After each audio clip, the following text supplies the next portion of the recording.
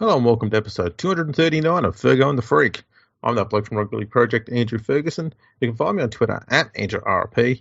Joining me as always is the savant League Freak. You can find on Twitter at League Freak. How you going there, mate? I knew you were going to say that. I know you knew. I knew you were going to say that too. It's insane. You know what else I know you're going to know that I know? I think you're going to talk about the most revolutionary product on planet Earth for 2020. Man, that's fucking insane. That's crazy. Hey, I'm so good at this. It's like me and Phil Gould. Tell us about Manscaped, Karen. Let me tell you, 2020 has been a rough year. But you know what hasn't been rough? My balls. Because I go to manscaped.com and I have the Lawnmower 3.0. This has been a revolution in manscaping technology. If you go to manscaped.com and you put in our exclusive code, which is NRL at checkout, not only do you get 20% off of everything you order at the shop, but you get free shipping as well. And that comes with a 30-day money-back guarantee. And if you get the Perfect Package 3.0, you get a really, really nice setup, and you get everything. You get a pair of microfiber boxes, you get the Lawnmower 3.0, you get the ball toner, you get the ball deodorizer. It's just fantastic, and it's a great gift to give to anybody in your life that you think to yourself, you know what, their life would be better if their balls were smooth. I know my life's better because my balls are smooth. So go to manscaped.com, put in the code NRL, 20% off, free shipping. You cannot go wrong. You're welcome, people. You're welcome. Yeah. Now, speaking of smooth, this is going to be a smooth transition. That's the way I like it. You ready for this? Yeah. And not only is it going to be a smooth transition, but we're going to talk about something that can be a bit wrinkled at times, like a pair of cold nuts. Okay. Feel good. Yes. He made a comment the other day, and he said that Kyle Flannagan has done more than Andrew Johns, Cooper Cronk, and Jonathan Thurston at the same age. Well, I mean, he can't be wrong to make such an outrageous statement like that. I mean, you wouldn't say that if you were completely wrong, would you? Well, do you mind if we have a quick gander at what these four players had achieved at the age of 21? Okay, yeah, I'm willing to do that. Okay, so Flanagan's played 29 NRL games. Yep, Scored pretty good. 240 points, pretty tidy. Yeah. Thurston also played 29 NRL games, scored just 40 points. He wasn't even a goal kicker at that stage. Mm-hmm. Cooper Cronk had only played 13 games and only scored 16 points. Okay, that's interesting. And Andrew Johns, the other player who Flanagan has apparently done more than, had played in 4 Tests, 2 Origins, 47 NRL games and scored 356 points. That feels like it's more. Yeah, for me, that feels like kind of like a lifetime's achievement more than what Flanagan has achieved. Yeah, like if he didn't play another football game again after that, he could say he's a Test player, an Origin player, scored a bunch of points for Newcastle. Like, that's pretty good. Yeah. Just as a bit of a comparison as well. Yeah. So we heard that Thurston and Flanagan only played 29 games, Cronk 13. At the same age, Luke Brooks had played 45 games, only 2 games less than Andrew Johns. Okay. Ben Jeffries. Do you remember the great Ben Jeffries? Oh, I do remember Ben Jeffries. I like that. I was going to say, no, neither do I. Oh, Jesus. He played 28 games, which is the same number of games, or 1 game less than Thurston and Flanagan. Okay. How does Karen think you can compare any great players at that young an age? Like, no one was watching Thurston, Cronk, Flanagan, or Johns at the age of 21 and thinking, yep, this is a future immortal right here. No, but I mean, with Thurston, I remember with Thurston, like Cronk is different because Cronk was very much a product of the Storm system in a lot of ways. And he just sort of come in, and at that point, you know, it'd be like yeah, how many of the Melbourne players do you see? They come in, they sort of find their feet, and then they kick on. And he did the same thing. I remember Thurston, he had something about him very, very early on that you could see he might be a very handy player. And that's why the North Queensland Cowboys went out of their way to sign him on a big contract from the Bulldogs when they did. But which coincidentally was when he turned 22 was when they signed him. Yeah, you would never have thought he was going to be the player he ended up being. No. Andrew Johns, you know, even very early on in his career, you probably didn't think he was going to be the immortal that he ended up being, but you kind of knew that he was the next step in an evolution of halfbacks. Yeah. But yeah, I mean, I don't know why I was going to say, that's at a time too when we had the likes of Ricky Stewart and Alan Langer. Yeah. And he was also up against, I guess, I mean, Brett Camorley was pretty young still then. He was probably still a couple of years away, but he was also up against the likes of Jeff Tuvey as well. That's right. For New South Wales. But I don't know why you would compare Kyle Flannagan to those players. I don't know. I wouldn't compare even somebody like it makes no sense why I'd do that or why I'd say that. Because it's not a good comparison. It's an unfair one. Yeah, really unfair. Really, really unfair. It's really stupid. Now, the reason why I started with this is because the news has come about that the Roosters look like they're trying to get rid of Kyle Flannagan. Almost as though, it almost looks as though they're blaming him for their shit season. Well, they say shit. They didn't win a premiership, which is something they've done the last 2 years. So for them, that's a shit season, apparently. Try not making the finals for 10 years. Anyway, so that's where that come from. Now, there's talk that Flannagan could be going to the Bulldogs.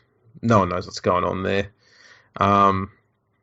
If you're a club that didn't have a good halfback, see, obviously you're the wrong person to ask about this. Would you buy Kyle Flannagan? I would, yeah. Yeah, I think there are a lot of teams that could use him. It's weird how the Roosters do this. They fall out with players and they ditch them. And from the outside, you can't tell why. And I wonder if, because remember they dropped Kyle Flannagan at one point in this season, and what was being reported in the media was that Kyle Flanagan's father, Shane Flannagan, rang up and kind of asked the coach why he dropped him, which he should have got hung up on for doing that. Yeah. I wonder if that soured the Roosters on them. I can't imagine it was something petty like that. I didn't think Kyle Flannagan played that badly for a young halfback. Like, did they expect to sign a young halfback and get a finished product? Because that's not how it works. No. And that's the only reason why I think that the Roosters want to part ways with him is they don't want to deal with the daddy issues that come with it. And it's not Kyle Flanagan's daddy issues, it's the fact that Kyle Flanagan's dad has daddy issues. Yeah. You must play my boy. Yeah, it's weird. Like, I don't understand why a coach... If it was... I could understand if it was former first grade player or something and he kind of had a word to the coach privately or something. But for it to be a current NRL coach, albeit an assistant coach, that was not on what he did. It's ridiculous. Utterly ridiculous. Yeah, the thing that's interesting about this is that when Shane Flannagan was actually a head coach at the Sharks, he only played Kyle Flannagan once. Yeah. As in for one game only. And he played well at the Sharks. Like when...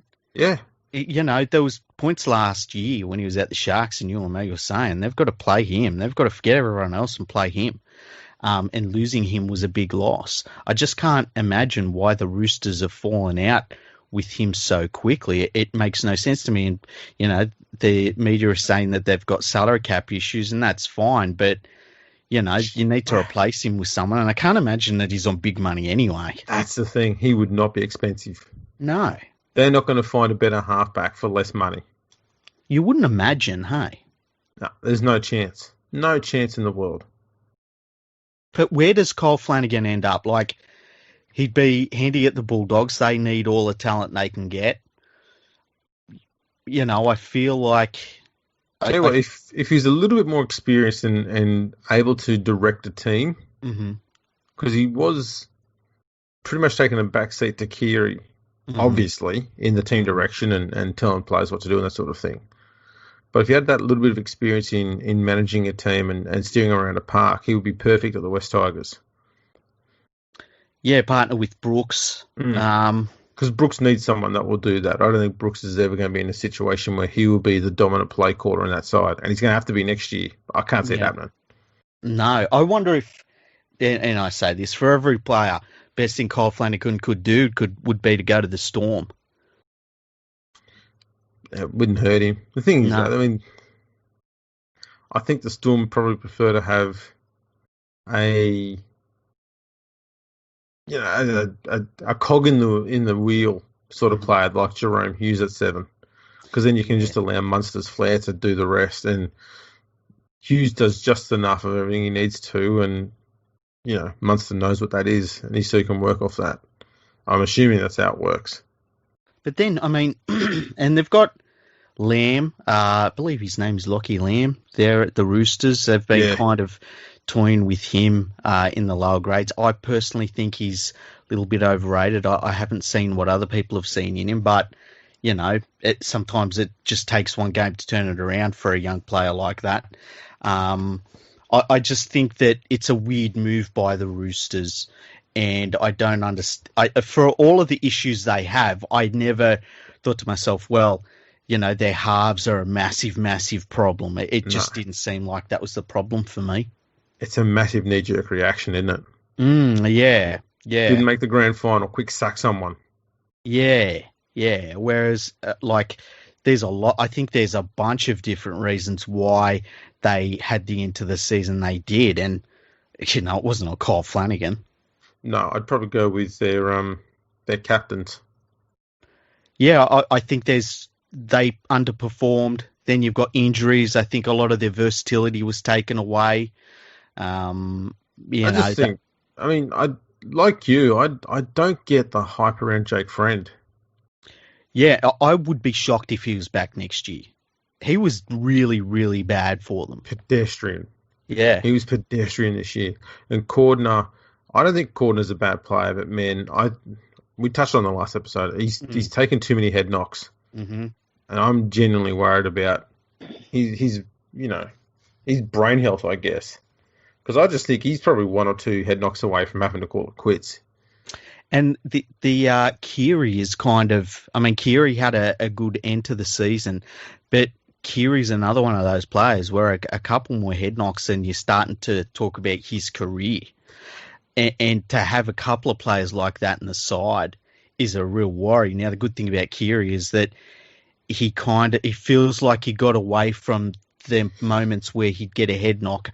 Although when you think about it in that last game, remember he clashed heads with Josh Papali when Papali was scoring a try, and he kind of thought, oh, here we go. But he come back from that, and he ended up passing his HIA, which was great, because those sorts of head knocks a year ago would have seen him out for a few weeks. Exactly. So, yeah, I just think the Roosters, I don't know, I wouldn't have made that sort of decision so quickly, and I'd love to know what their reasoning is. But he's on their books. So, yeah, I'd be sticking with him. So would I. You've got to. He's only a kid, for Christ's sake. Yeah.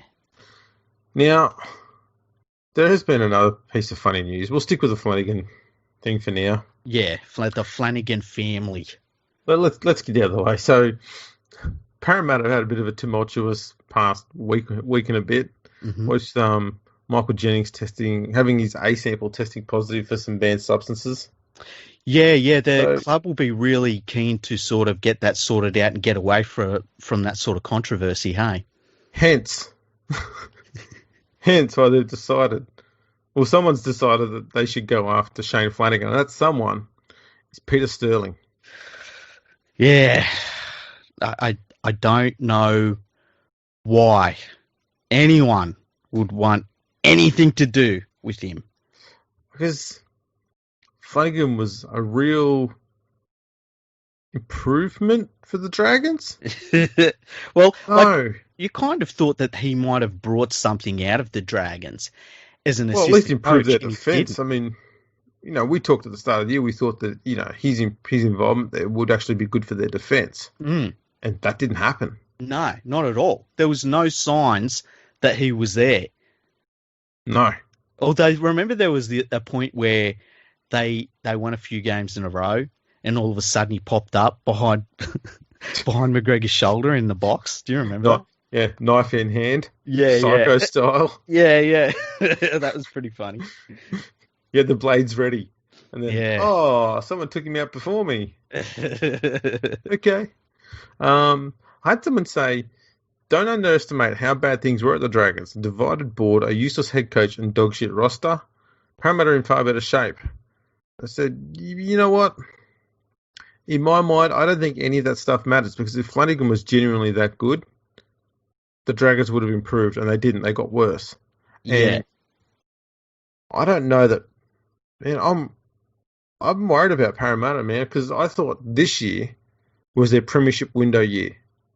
I agree. They showed that at the tail end of last season that they were now one of the top teams. And they started this year proving it. They backed it up. They were red hot to start the year. And then they just faded. And it wasn't immediate. It was just gradual fading. And it makes me wonder if their top form was the aberration. Well, that's what we're looking at now. Because if you look at it on a long enough timeline, it is the aberration, because they failed in the finals, and Brad Arthur's record in the finals is bloody terrible. His record overall isn't good at all. No. They re-signed him this year again, I believe, which is what Parramatta does, but I don't know. I feel as though maybe there's a ceiling on this Parramatta team, what they can do. And that it worries me as well, because they need to kick on. And I don't know that I don't see where they're kicking on from in this team. Yeah. I was going to say about Brad Arthur. I think he's a second less successful version of Brian Smith. Like, he's that coach who can do good at a club if you give him there long enough. Yeah. And he can get you close to where you need the club to be to take the final step. But he can't get them to take the final step. He just gets you up near that step. Yeah. You can see where the top step is. You're looking at it going, we can get there. I feel as though Brian Smith was a far better quality coach that was maybe a bit unlucky, though. Well, that's what I'm saying. Brad Arthur is a poorer version of Brian Smith, but he's that sort of thing. Yeah, I know what you mean. I'd like him to prove me wrong, but I think we've seen enough of Brad Arthur at Parramatta to think that this year, tail end of last year, we've seen him at his peak. Yeah, I would agree. The thing that worries me about the Eels is that I think Mitch Moses has a ceiling on him, and he's not ever going to be better than what we've seen from him. Like, I don't think he's going to all of a sudden turn into a different style of halfback, and that's fine, because I think Dylan Brown is a real good balance to him, but Dylan Brown is still young. And I think it's going to take a few more years before Dylan Brown gets to a level where where it's a good enough halves pairing to maybe go further. But the problem with that is I think that by then, this Parramatta forward pack, which is a big part of their success, will be either too old or worn out. And, Junior Paulo is a really, really special player. I think Reagan Campbell-Gillard is just way too inconsistent. Like, his best game, he'll play one or two good games a year, and it's never against tough opposition. I like a number of players in their team, but I don't know. I just feel like they're a funny sort of side that they needed to be on an absolute ball tear of a roll to do anything in the finals. And when it turned out they were just okay and coming into the finals, they were just never in it. No. And look, the problem with them is that the last 5 rounds of the year, when they needed to start building momentum, their form went the other way. Their attack, I mean, they were a top 8 ranked side for 14 of the 15 weeks up until then. And then they went to being 9th in attack. Yeah. Their defence went from being the best defence in the game to 3rd, then to 4th. Ended on 3rd in the end because the Roosters got dicked in the last round. And they went from first, they were first for 9, after 9 rounds. And they were in the top 3 until round 17. Then they went out to 4th and only came back up into the top 3 again. The Roosters getting dicked in the final round. Yeah. It wasn't because they did anything fantastic. And so they were just fading as the season wore on, especially at the time when they needed to be building momentum and getting a few wins together. Just nothing clicked. Yeah. And I think we saw them peak around about round 12, round 13. And from there, well, they're probably a bit early in the season, 9, 10, around there, when they're still at the top of the ladder, and they just sort of started to fade. It wasn't immediate. It wasn't drastic. It was just a gradual fading. By the time the finals come around, they were just out of gas. Yeah, it was weird like that. Like, I didn't feel as though their style of play was the sort of style of play that should wear them down, but that's what it felt like almost, that they got worn down. I wonder if opposition teams just worked them out a little bit as well. Possibly, because they come out of the COVID issues with, some sort of, I mean, they look like premiership winners at that point. And just as the season went on, it feels as though they just wore down. Yeah. So there's talk that they may be looking at at a trade deal with the Knights, whereby both sides swap halfbacks to the improvement of neither side. Yeah, so I don't understand. Mitch Pearce for Mitch Moses. I don't see how that improves anyone. Yeah, what would be driving that, do you reckon? I don't know. I'm guessing Parramatta thinks if we get someone with the experience of Mitch Pearce, it might help with Dylan Brown. And I dare say with the Knights, they're not thinking. Although, I got to say, if I'm the Knights, although, he comes off contract at the end of next season, Mitchell Moses. So it doesn't really make sense unless they're thinking, look, we want rid of Mitchell Pearce, but he's under contract. No, he's coming off contract too, isn't he? Mm-hmm. Yeah, it makes no sense. No sense. I can only assume Pearce must be on slightly more coin, so this is their idea of saving some money, but there's no way knowing Mitch Moses is going to another club for the same as what he's on now or less. So they're not going to save any money, let's be honest. They're going to be paying the same amount for Moses as they're already paying for Pearce. I dare say they're thinking that with Ponga in the team, that he's a much more accomplished playmaker than Clint Gutherson is. So it would take some of the playmaking duties off Moses. But who's his 6 going to be? That's the thing, we don't know. Yeah. And he doesn't have a 9 that's going to be as creative as Reid Money is. Yeah, look, if I was Mitchell Moses, I want to stay at Parramatta. It seems like it's a pretty good place for him in terms of he's going to play some pretty regular finals footy. He's one of their big personalities at the club.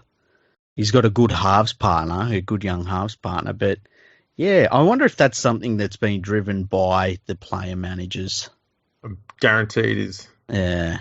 Like, maybe the idea is, Mitch Moses goes to Newcastle and signs a longer-term deal at the Knights, and the Knights get rid of Mitchell Pearce, which we've talked about they probably need to do to take the next step. But if I'm Parramatta, I don't do that deal. So there's one way of knowing if there's fire where the smoke is here. Ben Elias will come out and hang shit on Parramatta. Yeah. I guess Parramatta didn't do this for Mitch. And yeah. there we go. Mitch has gone from Para. Doesn't matter what Mitch does. Benny will come out. He'll burn that fucking bridge to the ground. Yeah. He'll then piss on the burning ashes. He won't have a measured response? Measured? Are we talking about the same person here? Yeah, that's a weird one. That's a very weird one. That feels, at the very, very, very best, you could say Newcastle gets a little younger. But it's kind of a sideways move for both teams. And I would say it's a backward step for the Eels. Definitely. Backward step for both sides. Yeah, they get older. They get a player that is not really a winner in his own right. He's won his last Origin series. Well, yeah. Took him how many goes? 22 games or something? Mitch Moses hasn't played Origin. That's true. I've heard that. Now, something else you heard. Yes. Is Garden feature, Todd Carney, has got some social media thing. Yeah, well, I was watching the news the other day and Todd Carney come on and he was saying that he is the spokesperson for a company that athletes are supposed to sign up with, and they send their tweets to this company, and the company decides whether those tweets should go live, and it's supposed to get players out of all of the problems they get into in social media. Now I was thinking to myself, like, first of all, a filter isn't going to help, even in Todd Carney's situation, unless he's, got a filter in certain places, then that water's completely drinkable. But I'm not taking advice of Todd Carney for anything at all. Apparently he's a concreter now. Yeah, look, he's been doing a lot of great work for some country footy teams, and genuinely looks like he's learnt his lesson, albeit far too late. Mm-hmm. But better late than never. And I can see he's trying to do something productive to help out players to stop them going and doing the shit he did, and that's noble. I like the reasoning behind it, but I don't know. I can't see this ever working. No, well, it made me think, like, how many times do we actually see the tweet, it being a tweet that gets a player in trouble? It's not very often. Like, I can only think of a couple of times. Falau and Gallen. Yeah, I remember and I don't want to bring up their issues, but there's a couple of players in Super League that would like a couple of tweets back. But, at most, maybe half a dozen players. Yeah. So I don't think it's really the tweets that are the problem. No, it's not. It's the TikTok videos. Yeah. Imagine what happens if, like, Nathan Cleary sends a TikTok video to this company and he's like, hey, put this one up. Like, do they send him a message back saying, Nathan, you're supposed to be in lockdown, buddy. We can't put this up. You're going to get in trouble. Yeah. And then, Nathan comes out and says, oh, fuck you, man. I'll do it anyway. And he puts it up on YouTube. Well, what's to stop a player doing that too? There's nothing stopping them from doing any of this stuff, is there? I prefer Paul Gallen's, my dad did it, defense. Works every time. Yeah. Find a hole in it for me. There is none. It was foolproof. I don't know about you, but I mean, I make sure that my dad has access to all of my social media accounts. Yeah, Sure, he doesn't know what social media is, but I give him access to it all anyway. So if any time something goes wrong, as if your dad's not on TikTok. Come on now. Nah. 100% he's on TikTok, making TikTok videos. I bet he is longboarding down a country road somewhere to fucking Fleetwood Mac song. Old country road or something like that. No, he's singing, he's fucking drinking a thing of cranberry juice to a fucking Fleetwood Mac song. 100%. The only song that I know that he listened to was Kenny Rogers singing Lucille, but he used to think it was was it Loose Wheel? Loose Wheel. he's a mechanic and whatnot, so everything comes back to machinery for him. Ah, nice. Good on him. It's he wouldn't know what social media is. Good for him. Yeah, he's one of the smart people. There's not many of them left. Yeah. Now what else is there? Oh yeah, there's Anthony Seibold. So the news came out during the week, and he's been going on about this for got nearly a month now, that he knows who's behind these vile, vicious rumours about him and his personal life. Yeah, it's a high-profile NRL official. Yeah, and then it became a high-profile New South Wales Rugby League official. Yeah, and what is it now? A part-time former referee. Yeah. This person's resume is getting worse and worse by the day. Yeah. Next thing we're going to know is there's someone who once emptied the bin outside the New South Wales Rugby League headquarters because they were filling in one day for the garbage company that services the area. Yeah, and it just feels like it's just drama. Like, what is it about some people where they always have drama? I don't know. It's nuts that this is going on. Like, it's almost like he's trying to keep the story going now. Because we kind of, I think with the rugby league media, pretty much anybody from any sport, is if you don't get the full details of a story, from the get-go, you just go, I'm starting to lose interest in this, and you just move on with your life. Yeah. And every now and then you go, Anthony Seibold going, waving his hands around going, oi, remember me and what happened to me? Poor me. I've got a story here. And they're going, yeah, Anthony, we know what happened to you. We know about the rumours. Oh, fucking horrible, mate. We feel sorry for you, but what are you doing? And I don't know if I've said this on the podcast before, but I've got this rule with legal action that's talked about in sport. I don't care about it until it's in court. Because how many times do you hear, we're going to court, and it never, ever, ever, ever, ever happens. So, yeah, take it to court then. If he knows who it is, take it to court. Take it to court, sort it out there. Yeah. It's as easy as that. It really is, because... And look, the stuff that was written about him, it was slanderous. It was disgusting. It was disgraceful. Yeah, but and if he knows who it is, they deserve to, see the inside of a courtroom and have to explain themselves. But yeah, I just think that, until that happens, I don't really care. And, that the way that it's being portrayed a little bit, that he lost his role at the club because of it, I mean, it kind of misses out the fact they were one of the worst defensive teams in the history of the game. So there was that. That was also a problem for him. Yes. Now, I'm just having a look at some other news here. Mm-hmm. There was a story which came out by Paul Kent about Paul Kent. Oh, really? Yeah. I love it when journalists, they write about themselves. Yeah, so Paul Kent was talking about how there was a drama between Cameron Smith and his coach, Craig Bellamy, because he believed that Bellamy told Ricky Stewart about Barb's ring. And that's how the media found out about Barb's ring. And apparently that caused some drama because Ricky Stewart then went and told Paul Kent himself about it, and Paul Kent took it to the media. And Paul Kent then made sure that I didn't do any of that and talked about, his integrity or some shit, who cares. So yeah, it was all about Paul Kent. Okay. Well, now, Paul Kent's very important. Have you asked him? Well, I mean, people ask him questions every now and then, and we answer them for him.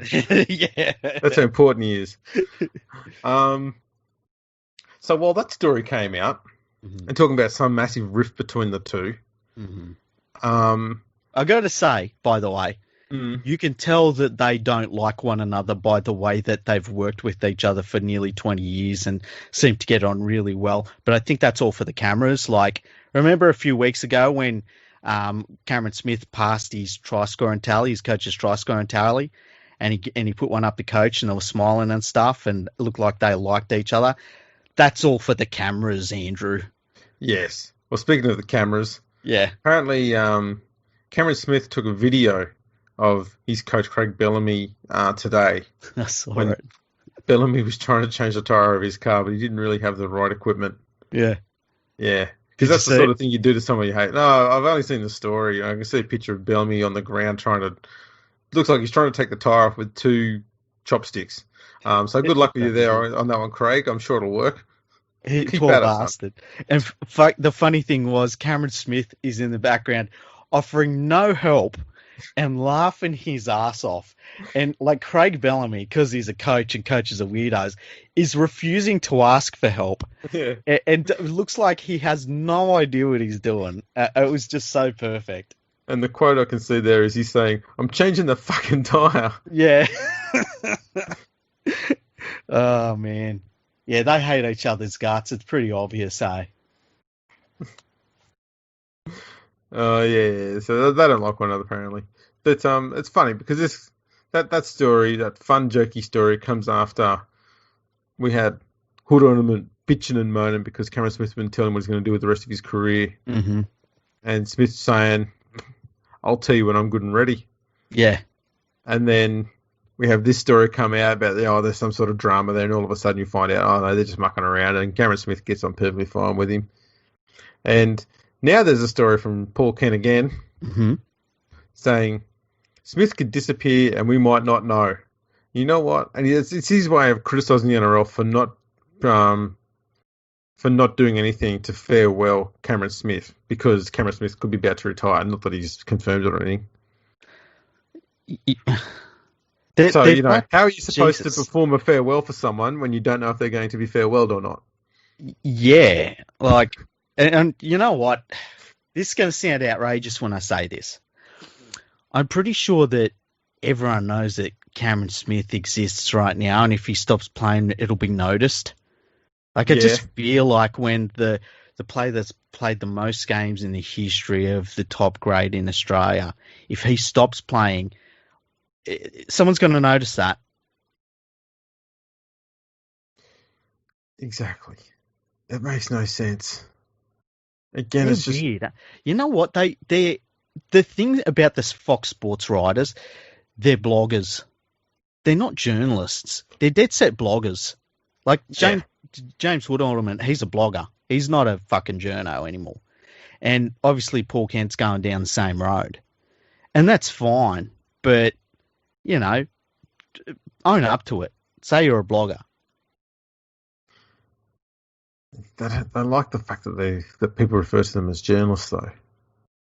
Yeah, but fuck them. So you and me see the word journalist as it's slander. Someone says you're a journalist, and it's like, get fucked. Exactly. Now, there's one other story. We don't need to go into it too much, but it appears that Erin Molan has taken out a defamation lawsuit against the Daily Mail. Oh, she did? Mm. Oh, okay. And the Daily Mail has then gone through several years of rugby league podcasts in a bid to prove in court that she is racist. I went, wow, what? It's not until the Daily Mail had been put up for defamation that they decided to do some fucking journalism. That's so weird. Yeah, so I'm not going to do that any further. I don't listen to Erin Molan because she's on Channel 9. I don't watch Channel 9, so yeah. I just don't see her, so I've got no comment on it. Does she have a podcast? Does she? No, I don't know. Oh, something to do with the continuous call team stuff, I think. Okay, yeah, because I think they spliced their show together and put it out as a podcast. Wow, it's weird. I can't imagine that they're going to find, a great deal of evidence of that. I mean, she's been on the radio for a while now. I can't imagine that. Anyway, it's just 2020 sucks, doesn't it? It does. Do you reckon if Erin Molan decided to do her own sort of research that she might find some less than genuine reporting by the Daily Mail? No. This could just be a thing in court. They just sit there and they just throw shit at one another, and that just never ends. They just keep slinging shit. But you said this, but you said this, but you said this, but you said this. They walk out of court after 6 months and they're both just covered in shit. Yeah. Oh, man. That's a weird one. That's a very weird one. So, that's pretty much the news. Yeah. Well, why don't we talk about the footy? Let's do that. Yeah. That would be a great idea. So, okay, first game, Friday night. The Melbourne Storm, they're taking on the Canberra Raiders. The Raiders have managed to have a couple of players get through some injury issues. The Storm have Cameron Munster, who's going to play, which is a big addition for them. It's going to be up there at Suncorp Stadium. How do you see this game going? I'm just having a look through it at the moment. Man, there's a few good matchups here. Pappenhausen versus Nickel Klokstad. Munster versus Whiten. God, that's good. Cameron Smith versus Tom Starling is going to be a pretty good contest as well. Jesse Bromwich versus Josh Papali. And Nelson Asfa-Solomona up against Joseph Tapani. Who's been on fire the last few games. He has. It's just going to be such a good game, this. Also, Dale Flannagan is named on the extended bench for the Storm, and I wouldn't be surprised if they bring him in because he's a bloody solid defender. Yeah. I'd be shocked if they left him out. Yeah. I just feel as though the Storm this is the Storm's time of the year, and they know how to work around this week off. The Canberra Raiders are going to be a little bit banged up no matter how many players are, just got through with their injury concerns and stuff like that. I'd be shocked if the Storm didn't win this game. Yeah, look, I'll be leaning towards the Storm. But I've got a feeling this is going to be a really tight game. You reckon? See, I feel as though the Storm are going to handle the Raiders pretty easily. I don't think they're going to rack up a huge scoreline against them, but I feel as though they're going to be in command of the game from the get-go, The thing about the Raiders, though, is that they do have this knack of just scoring random tries. Yeah. And they're just things that no team can stop. And Whiten's usually at the heart of all of them. And George Williams has managed to finally understand a good short kicking game and who his target should be when he's kicking. And he's been able to find Whiten a lot more frequently in the last few weeks. And it's been quite successful. So it's going to be interesting. It's going to be interesting. I expect the Storm to win, but I think this is going to be pretty close. The thing I like about this Storm team over Storm teams from maybe the last few years is that they've got the ability to put on a try out of nowhere. And a lot of that comes from Pappenhausen with his explosiveness. And so, yeah, I just think that for me, he's the key player for the Storm. And obviously Whiten is the key player for the Raiders. Like, they can both break open a game. Yeah. But yeah, I don't know what it is. I just feel as though the Storm are going to handle the Raiders and handle them pretty easily. Like, I think it's going to be one of those games where they never seem troubled. Even though there's that drama going on with Cameron Smith and Craig Bellamy. Well, they they obviously hate each other's guts, but I'm sure they'll work through that. The power of Barb's ring, eh? Yeah. 15 grand though. If someone gave me a 15 grand ring, I don't think it'd be a source of like angst. I think I'd be like, dude, I'd be like, tell everyone, man. Yeah. Mate, check out my ring. You know what? Didn't that get given to her in a big like ceremony during his record breaking game? I feel like it was done like out in the open. I believe it was. Yeah. I can't remember. Anyway. Must admit, I wasn't really paying much attention to Barb's ring at the time, so I can't remember what happened. Do you reckon... You can't say things like that. Do you reckon... What do you reckon it is for somebody like Cameron Smith? Do you reckon a $15,000 ring is expensive? Like, do you reckon when the NRL gave her a $15,000 ring, he was like, damn, that's way more expensive than any ring I ever got her? Or do you reckon he's like, oh yeah, that's about par for the course?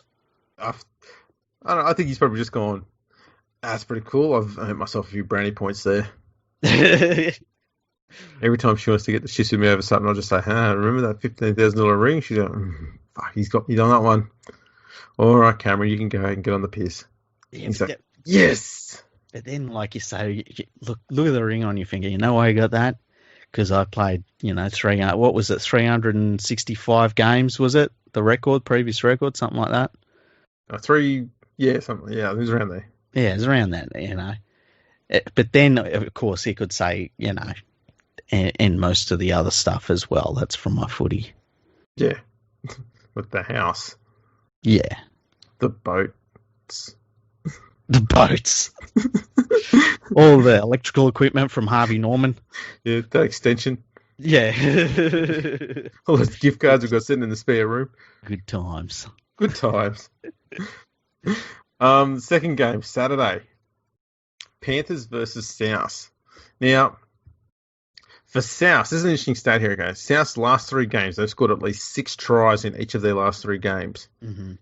On the flip side, the last time Penrith conceded 6 tries or more in a game was in round 19 last year. Wow, that's huge.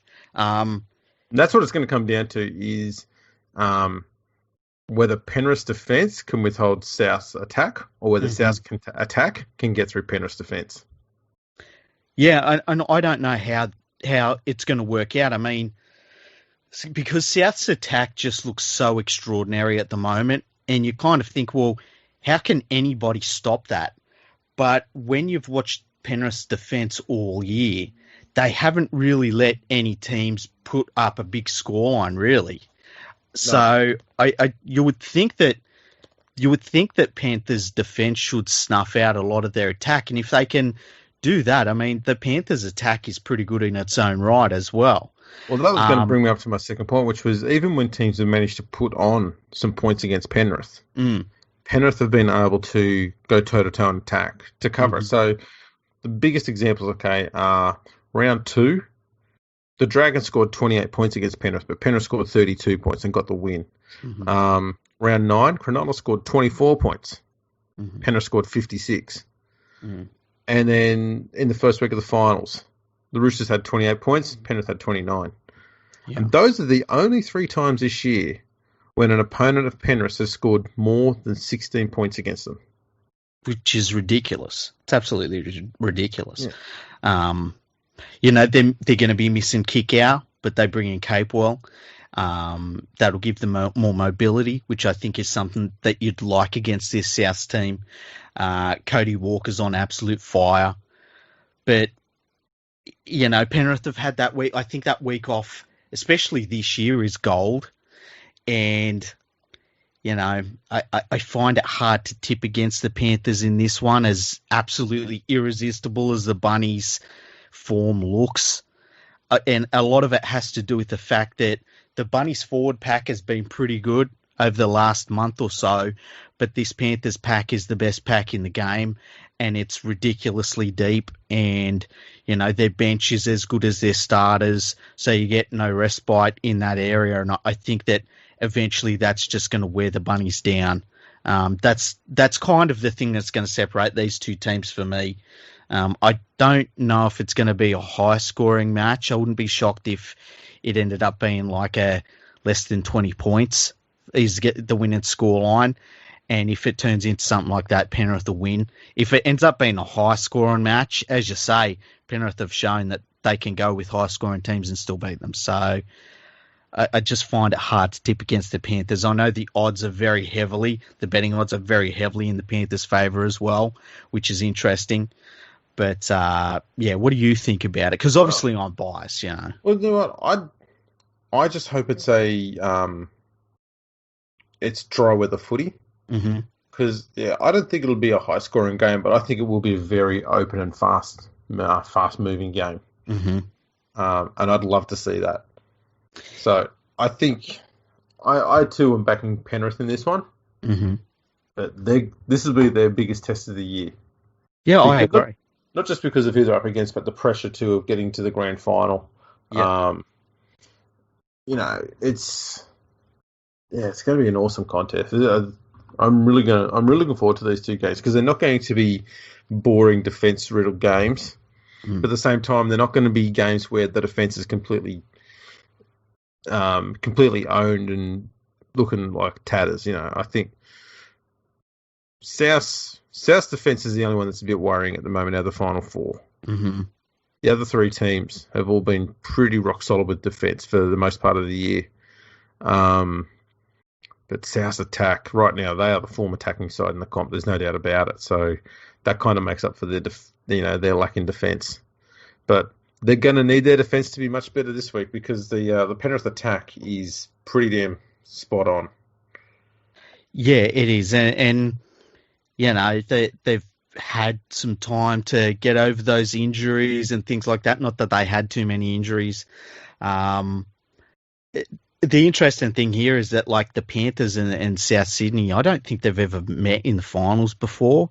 No, they haven't. Yeah, so it's not like there's a history between these two clubs at this point in the season. And really, like, between the Storm and the Raiders, I think they have met before, but it's not like they've got this long-standing rivalry. And it's kind of cool to see the last four teams in the competition, like, no matter what the combinations are, I mean, I guess the longest standing rivalry between any combination you could have would be Penrith versus the Raiders in the grand final. And then you're going back 30 odd years. So it's cool that we're going to we've got all of these like sort of weird combinations at this point of the year. They're going to be two bloody good games, and they could go either way as well. That's the weird thing. But I think we're going to end up with the Storm Panthers grand final. There was something it said there. If the weather's dry for this Panthers game, if it's wet weather footy, the Panthers win this game. Easy. Yeah.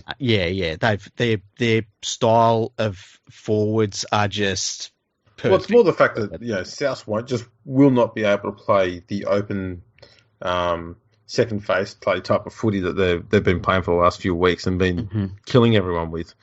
They'll be playing a more restricted type of play, which will be just easier to defend. Yeah. And the Panthers' attack it's just precise. Mm-hmm. It's not expansive or leery or anything like that. It's just very precise, very intelligently run plays, and they're run very, very well and very accurately. Mm-hmm. And everything's done with precision and calmness. And that's the thing that's been so commonplace with the Panthers attack this year. So if it is wet weather, then Penrith, for me, win comfortably. Mm-hmm. If it's dry, though, it's going to be not for you, but it's going to be exciting to watch. Yeah, I'm going to spend two hours bloody. It's funny when I've watched these Panthers games, and because I've been sick the last, it's going on a month now. But during the finals games the Panthers have been in, my Fitbit says that I've done 2.5 hours of fat burning exercise. It's hilarious. And because I'm basically sitting there dying the whole time, it'll be nice to watch a game and not feel like I'm dying. I will say this about the South. I think Adam Reynolds is going to see a hell of a lot of Liam Martin in this game. I think he's going to be running at him all afternoon. Yeah, I think the other thing that needs to happen is Penrith need to see if they can get Capewell to be all over Cody Walker like a cheap suit. Yeah. And he can do that too. Oh, yeah. It's a skill that he learnt rather well at the Sharks, because that was something that, Wade Graham and Luke Lewis, their two back rows, are really, really good at, was shutting down opposition playmakers. So Capewell came from that sort of school. Yeah, it's weird that, you lose Kickow and you bring in Capewell. I can't ever remember seeing a forward pack which was just so, solid, right the way through. It's really, really crazy. It is. There's two pretty good games of footy there. Whoops. Sorry. What was that? I found some old cricket balls, and the ones I got when I got man of the match many, many years ago. This one was when I was I took my career best bowling figures of 7 for 14. Oh, wow. Who against? Tumbarumba. Nice. That was off 8 overs. It was an interesting game, that, because we only had 9 players. Yeah. One of our 9 players had his arm in a cast because he damaged it, broke it at work that week. Oh, jeez. and we went out and we were bundled out for 76 runs Mm-hmm. for the entire innings. It was a one-dayer. Mm-hmm. And then I come out and took 7 for 14. We got them all out for 73. Wow. Jesus. So you're man of the match. You got the ball. Have you got the figures written on the ball? Yeah. Mum wrote the figures on the ball. Ah, sweet. I've got 5 or 6 of them here. It's funny how we end up playing with something with our hands while we're doing the podcast, hey? There's nothing I love more than putting some big, smooth, red balls in my hands while we're doing the podcast. It's funny because I'm playing with my Predator knife, still in its sheath. As you do. Yeah. How many predators have you killed with it? None. I'm trying to think. He didn't really actually, did he? No, he didn't do any damage to any predators with the knife. Ah. So yeah, he didn't. Have you? Do you just occasionally just get it out and just bang it on the cage with the interns in it? Like they're starting to nod off, just bang them on the cage with it and just look at them and smile and show them the knife. I should, shouldn't I? Yeah, just for fun, just for shits and giggles. Hey, did you see that video of the dude being chased down by the mountain lion? No. Oh, man. This guy is going for a run. I don't know whereabouts in the US, and it seems like he had disturbed a young female mountain lion. He said that it had cubs, and its reaction tends to, because mountain lions are ambush predators. I read and watch a lot about mountain lions. So, and this mountain lion was being very aggressive with him, trying to get him out of the area by the look of it. And it was so scary the way that it was kind of going after him. And it made me think of you would have to, if you were going through these sorts of areas, you'd have to carry a bear spray and a knife. And because, and I don't know what area he was in, so I don't know if there were bears there, but a bear spray would have got rid of this mountain lion immediately. But this thing was really pissed off with him, trying to get him out of there. And then the knife is for if it actually jumps on you, and then you got to stab the thing to death. But yeah, it was pretty crazy footage. Like, if anybody wants to see it, go on YouTube and look it up. It's a very recent one. Really scary stuff. So this is another example of Americans showing showing their level of genius, is it? Well, he got out of there without getting scraped up, so I guess he did something right. Oh, you know what else I saw? That sounds like luck more than anything else. Well, it was a little bit. The other thing I saw today, I watched a show where they actually cooked emu. Oh yes. Yeah, they took parts of the meat and put it over a spit. I must say though, the part of that process that would intrigue me the most is how they caught the emu.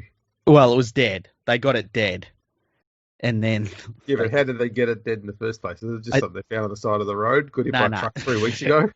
No, they ordered it in, and it was, what was it? It was on a show. It was with a comedian called Bert Kreischer.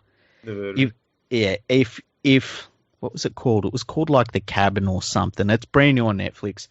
And look, if you're squeamish or you're not into really, really crude stuff, you won't want to watch it. It's not one to watch with the kids.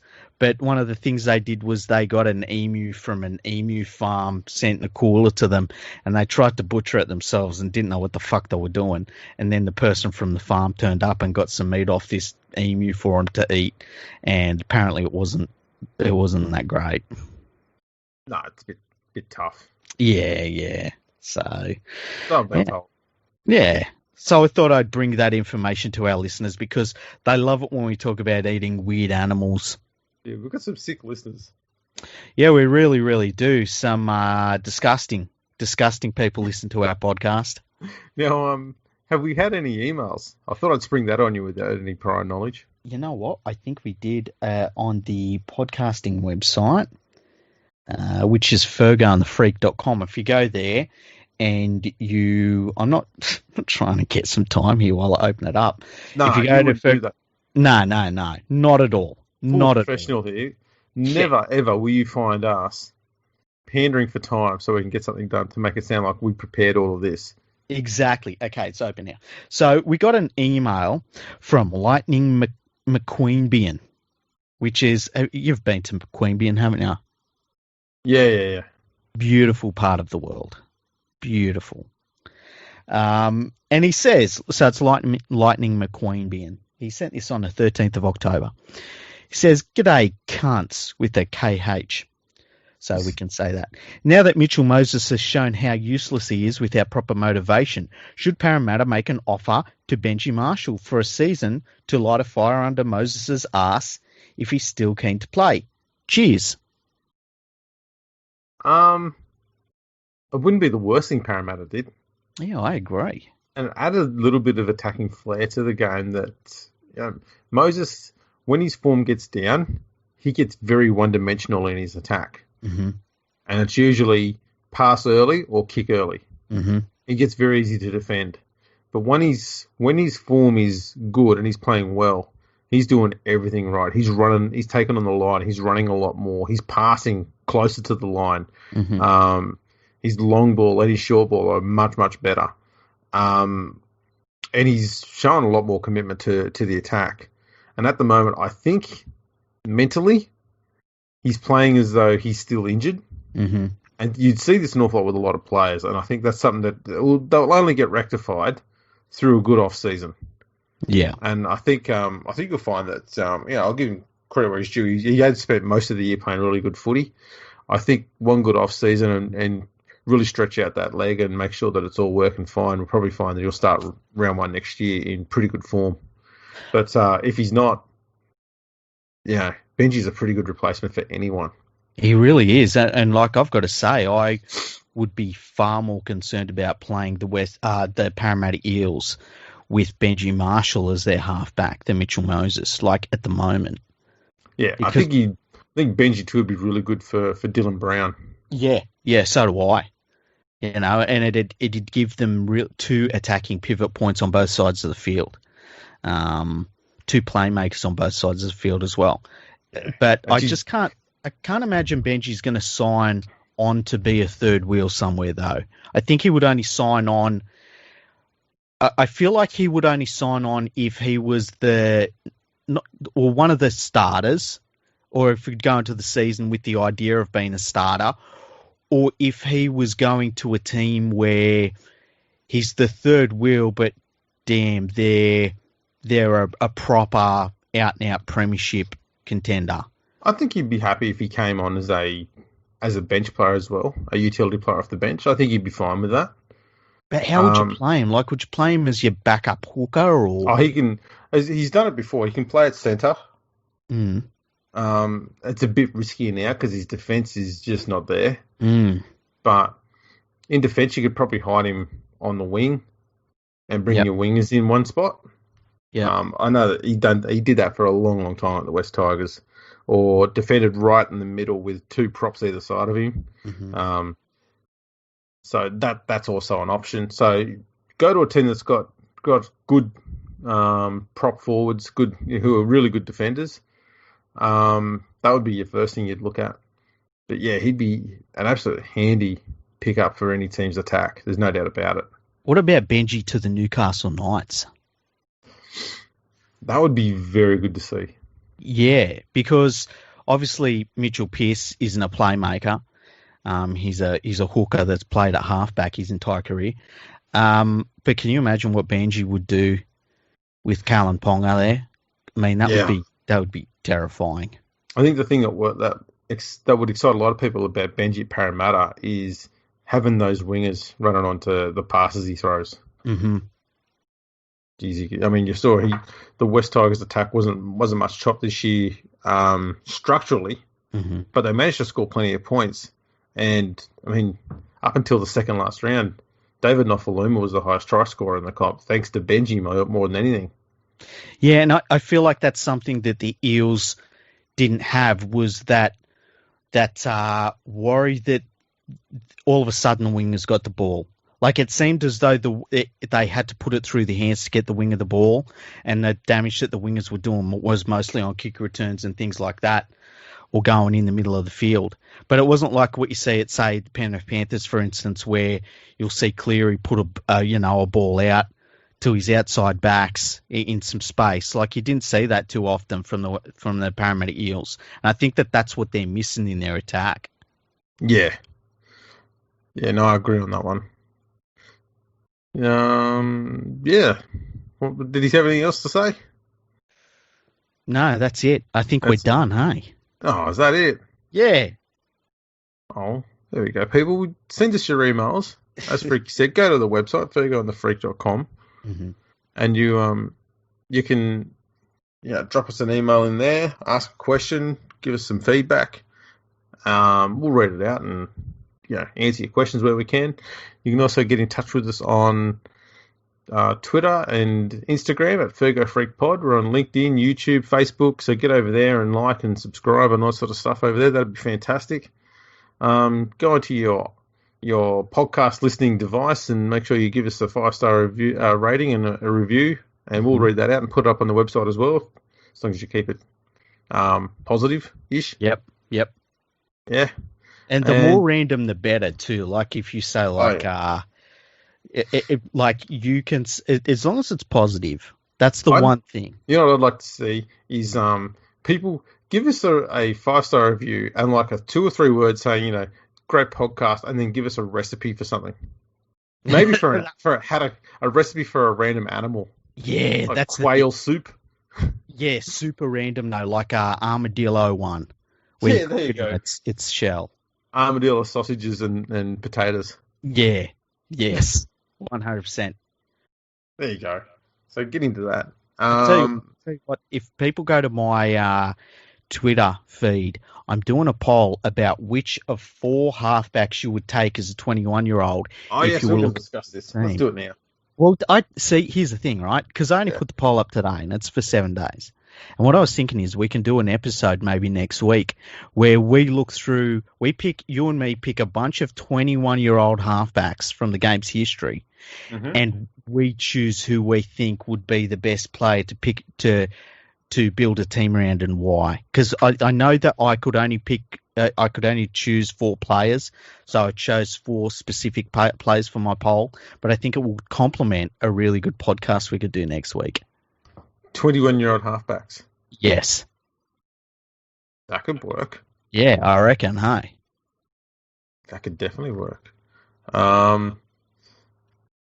one that I saw on there that I really want to pick and did pick, didn't actually make his first grade debut until he was 21, so that'll be an interesting one. So yeah, that's. But I guess we can say. Like it. So the 4 choices I put on there, right?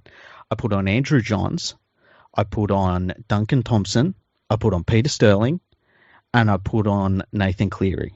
So, and I just want to see who people would choose between those 4 players.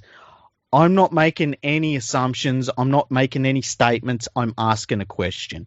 But we'll do a whole podcast about it next week because it'll be good fun. Sounds good. Let's do that. Yeah. Alrighty. Anything else we need to chuck in? Website, fergunfreak.com. Oh, I know. Yeah. If you personally... well, not you. This isn't about you, Andrew. This has nothing to do with you. All right, I'll shut up. Yeah, would you do me a favour? Shut the fuck up. Okay, no worries. If you would like... God damn it. Sorry. If you would like to... Oh, no, sorry. Fucking this fucking guy. Listen to him. This is the shit you got to work with. If you would like to be involved in the digitisation of rugby league history, to be a supporter of the digitisation of rugby league history, go to patreon.com/RL Project. My good friend here, Andrew Ferguson, right? We're not really friends. We're more like colleagues. I mean, like the Mythbusters, how it turned out after working together and being on TV for years, they actually didn't get on that well. Did you hear about that? No, I didn't hear about that. Yeah. That's kind of like how me and Andrew are. Like, as soon as the podcast is over, we don't talk to each other. We have our servants talk. Well, they're not servants. They're like interns. But we call them servants. People. Yeah, we talk through our servants and stuff Yeah. like that. So, but if you want to support Andrew Ferguson in all of this, in his podcasting, in all of his rugby league writing, in his rugby league history documentation, in the statistician that is Andrew Ferguson, you go to patreon.com/RL Project. It's the best thing you can do. And it really does help the game overall. We all use Rugby League Project, and so go there and support him through that endeavour. Absolutely. And you know what? I've just thought of one as well. Oh, really? What is it? Well, as people may not know this, I'm a huge supporter of independent content creators in the rugby league world. Ah. And one of the longest serving independent content creators you can also help out and donate to on Patreon. Just go to patreon.com/leaguefreak. And he's got some tiers over there. You select the tier you want to go. If you go into the higher tiers and you stay there for a few months, you get a bit of merch as well. So, you know, there's a bit of a cherry on top. Go over there and check that out and help that fella out. That'd be pretty handy. As we say over there on the League Freak Patreon, we got more tiers than the West Tigers fans. I'm pretty sure the West Tigers fans will stop shedding tears. They're getting very angry. Have you seen them on Twitter? Yeah, they're cranky. Yeah, they take shots at everyone. Yeah, after 10 years of constant failure, they've gone from being sooks to start being just really edgy and shitty. Yeah, I don't get it. As I said, I did a tweet during the week where I said, you know, nobody has been celebrating a grand final victory, and then read a tweet from somebody whose team lost months ago and then got really sad and stopped celebrating. No, I think you're going to say no one's been celebrating a grand final victory for as long as the West Tigers have. 15 years strong, my friend. 15 years strong. I don't know. Souths fans had to celebrate grand finals for bloody decades, didn't they? Yeah, 4 of them. Yeah. Pride of the league. And it's like, man, since when? Yeah, that was a long time ago. That was like 2 lifetimes ago. Did I get to the very end of the podcast and then piss off Souths fans by saying that? You probably did. Probably. Oh, well. Do we have many Souths fans? I'm sure we do. Like, when I say Souths fans, I mean the two clubs combined, obviously. You know what I'm talking about. Souths and Souths Juniors? No. I mean Souths, the old South Sydney, who kicked out the comp, and then the new club that was started up and how they're like, you know. Well, it was bankrolled by Souths Juniors, so it is 2 clubs. Yeah, I guess it was. We could call it a merge club. That'd go down well. Merger. The Souths merger. Do you remember in the late 90s how when Souths were run like fucking dog shit, how the Souths Juniors was always like the white knight, and they were like, yeah, Souths Juniors, they're going to take over, they're going to fund them, it'll help everything. And it kind of didn't work out that way. But then, you know, Russell Crowe come along and he sorted it out. That's the main thing. As you do. Yeah. Yeah. The West Tigers could do with one of those really rich celebrities just come out of nowhere. A Russell Crowe. Yeah. What about Gerard Butler? What if Gerard Butler, you know, he played 300, he played King Leonidas. Yeah, you know what I'd love it is if Gerard Butler just, so you know, he's just going to have a look around YouTube one day for famous Scotsmen. Yeah. And he watches a video of Keith Galloway playing for West Tigers and goes, he's got to be Scottish with red hair like that. Okay, I'm going for the West Tigers. And he gives him a call. Hello, Potato. I've got a shit ton of money. What can I do to help?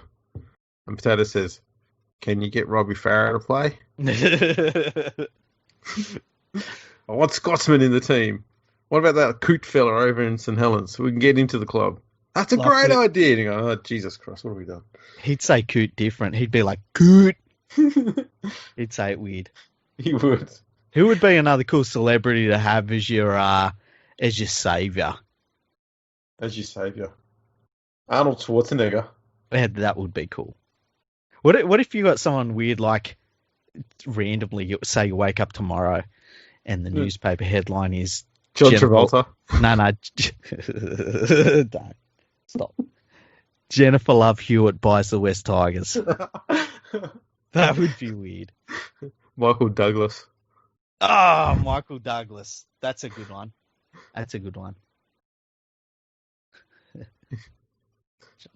He strikes me as more of a Panthers man.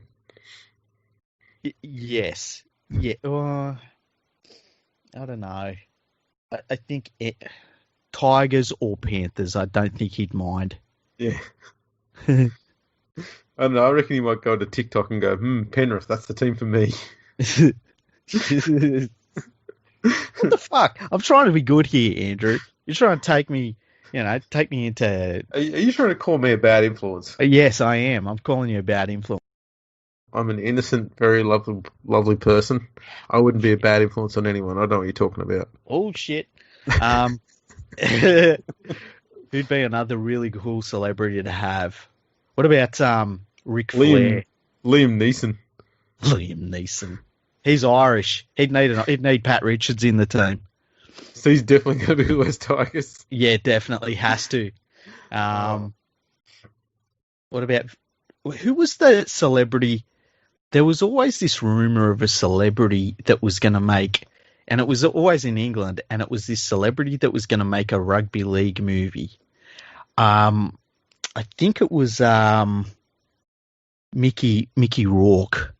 They were saying he was going to make a rugby league movie. Do you ever remember that? I think so, yeah. Yeah, it's like that was one of those weird rumors that come out of England. And it's like, I don't know where it come from. Yeah. I think it wasn't the one he was going to do, which is about one of the English players who revealed they were homosexual while they were still playing, and I think they were going to do a docu-movie type thing on that person's career. Oh, I don't remember that. I don't remember. I can remember something like that. It was years ago. Yeah. That was the only I could think of. I don't know. It's hard to think of what you could do with a rugby league movie. Yeah, I don't know. I don't know what direction you would take a rugby league movie, because the problem with sport movies is there's some sports don't translate well. Like baseball's a pretty good movie because everything stops. You know, you can have scenes where everyone's just standing around.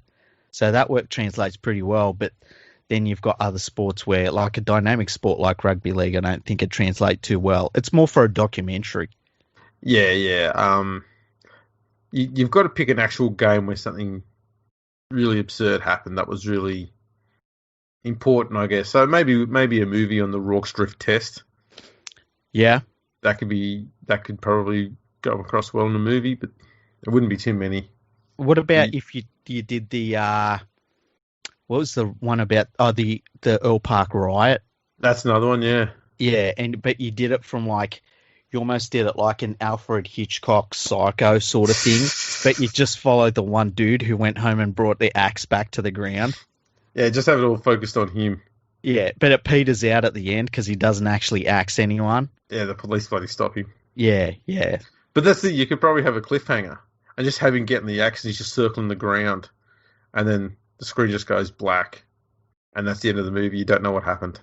Like the end of The Sopranos. I don't know. Spoiler alert. Yeah, what would be another interesting moment in rugby league history that would be what about it would have been John Belushi. Yeah, he could have played Todd Carney. Something tells me that John Belushi's he probably wouldn't be very keen on doing rugby league movies. Why not? I don't know. I don't think he'd be keen on any. Maybe when he was younger. Maybe. I don't think he'd be that keen on it nowadays. Well, yeah. He's been dead for 20 odd years, hasn't he? That does make it a bit harder, yeah. Yeah, that is it. That does make it difficult. Do you reckon Matt Damon would do a rugby league movie after he did a rugby union one? Hopefully not. Have you ever watched that movie? Yeah, I did. I've never watched that movie. Yeah, it was you know what the greatest bit about that movie was? Mm. All of the failed South African accents. So, well, to be fair, the South African accent is the worst one, I think. I think there's that one to try and emulate. I feel like it's that one, and then the Kiwi accent. are the two worst to try and emulate. Look, the only way to do a successful South African accent is to mimic the 12th man doing Tony Gregg accents.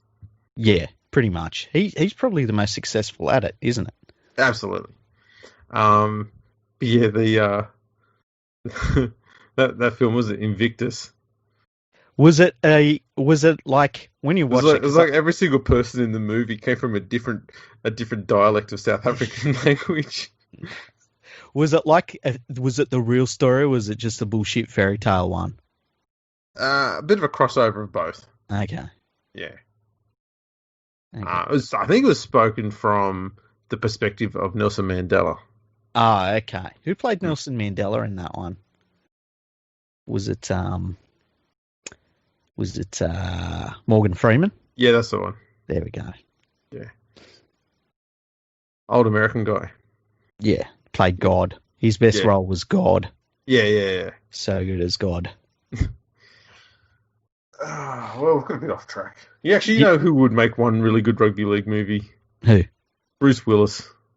What would he do, though? Who cares? He could play Brad Arthur. Imagine that. Like he's got the same, haircut.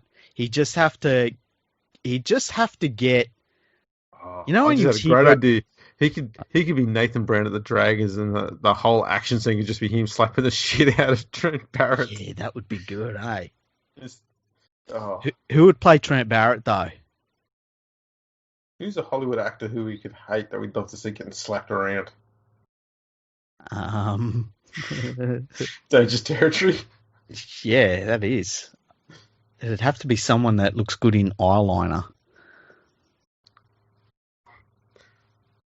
Tim Minchin. I don't get that dude, hey. He wears eyeliner. That's all I was going off. I know. But I just don't get him. I don't understand that whole thing. How about Russell Brand? Well, you know what? I was thinking Russell Brand, but then I was thinking he's got to be better at playing someone else. What if Russell Brand, in a weird way, Russell Brand kind of cuts his hair and plays a ridiculously good Cameron Smith? You can see that, hey? Oh, that would be wrong on every level. I want to see that now. I know, right? I feel like that would be, how sometimes comedians are, they're really good actors, like Robin Williams, who was like that. They're really, like, have you ever seen Man on the Moon? No. It's a fantastic movie with Jim Carrey in it. Yeah, imagine if Russell Brand, he cut his hair and he just, for whatever reason, just became Cameron Smith. You know what I'd like to see is that they get the stories of Russell Brand and Cameron Smith somehow intertwined. So then we get the scene where Cameron Smith's hooked up with Katy Perry.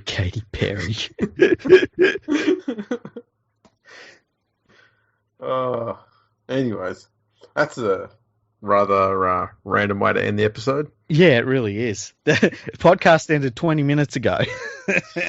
We keep doing this shit. Sorry, people. Yeah. Or you're welcome. Pick whichever ending you prefer.